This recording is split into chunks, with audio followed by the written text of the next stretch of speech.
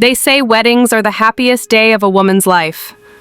But for Amara, her wedding day was the day she finally chose herself and walked away from everything. This is not just a story about love, this is a story about awakening. It was a Saturday morning in Lagos. The sun was out, the church was decorated, and the choir was rehearsing in soft harmony. The white roses had arrived. The guests were dressed in bright asabi.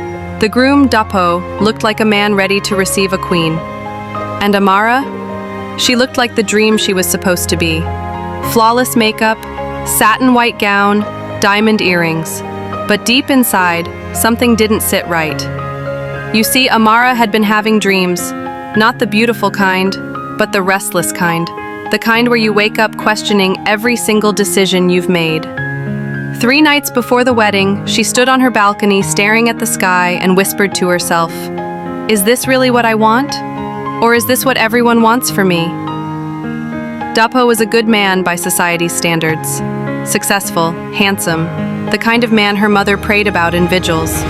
But behind closed doors, he was distant, controlling. And whenever she brought up her dreams to start a wellness spa, to travel, he would say, "All that can wait after you become my wife." So on the day of the wedding, Amara got dressed like every bride does. She smiled in her pictures. She held her bouquet. But while standing in front of the mirror, she noticed something strange. Her reflection was smiling, but her eyes were crying. She told her bridesmaid to give her a moment alone, and that was when she made her decision. She took off her heels, grabbed a pen, and wrote a short note on her vow card. "I deserve more than a beautiful wedding. I deserve peace." She folded it, left it on the table, and walked quietly out the side door of the church. People thought she went to use the restroom, but after 15 minutes, whispers started. Her mother was panicking. Dapo's smile was fading.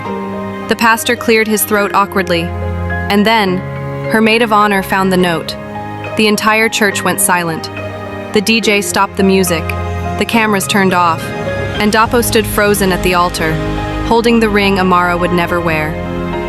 2 years later, Amara lives in Ghana. She owns a small wellness spa by the O Beach. She teaches yoga, sells natural oils, and writes journals about healing. She never looked back, she never apologized, and she never needed to. Because the truth is, sometimes the bravest thing a woman can do is walk away.